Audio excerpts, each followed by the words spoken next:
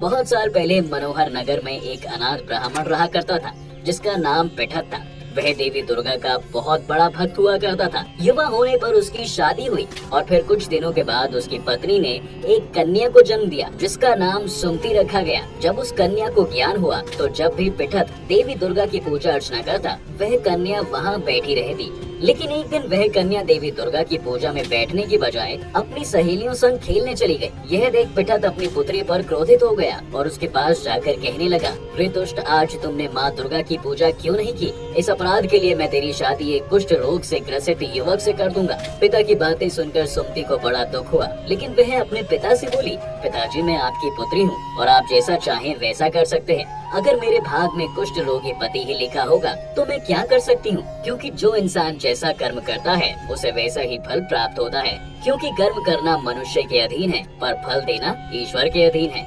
अपनी पुत्री सुमति के मुख से ऐसी बातें सुनकर पिठत का क्रोध और बढ़ गया और इसी क्रोध में आकर उसने कुछ दिनों बाद अपनी कन्या का विवाह एक कुष्ठ रोगी से कर दिया। विवाह के बाद जब सुमति अपने ससुराल को जाने लगी तो पिठत ने कहा कि बेटा, अपने कर्मों का फल भोगो, देखे भाग्य के भरोसे रहकर क्या करती हो। पिता की बातें सुनकर सुमति सोचने लगी, क्या सच में मेरा भाग्य इतना खराब है जो मुझे कुष्ठ रोगी से ग्रस्त पति मिला। फिर वह अपने पति के साथ वन में चली गई और फिर अगले दिन देवी दुर्गा सुमति के सामने प्रकट हुई और बोली, हे पुत्री, मैं तुमसे प्रसन्न हूँ और तुम जो चाहो वह वरदान मांग सकती हो। तब सुमति बोली कि हे देवी, आप कौन हैं? मैंने आपको आज से पहले कभी नहीं देखा। तब माँ दुर्गा बोली, हे पुत्री, मैं आदि शक्ति भगवती हूँ और मैं तुम्हारे पूर्व जन्म के पुण्य के प्रभाव से प्रसन्न हूँ। देवी दुर्गा की बातें सुनकर सुमति ने कहा, माँ, मैं पिछले जन्म में कौन थी? कृपया मुझे विस्तार से बताइए। देवी बोली, पुत्री, पिछले जन्म में तुम भील की पत्नी थी। एक दिन तुम्हारे पति ने चोरी की और सिपाहियों ने तुम दोनों को पकड़कर कारागार में बंद कर दिया।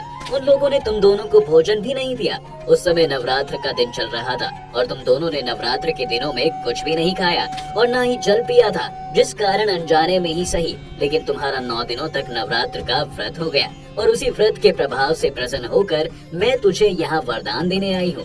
तब सुमति बोली, हे माँ, अगर आप मुझे कोई वरदान देना चाहती हैं तो मेरे पति को कोढ़ से मुक्त कर दीजिए। तब माँ दुर्गा ने कहा, पुत्री, नवरात्रि के एक दिन का पुण्य तुम अर्पण करो, तुम्हारा पति निरोग हो जाएगा।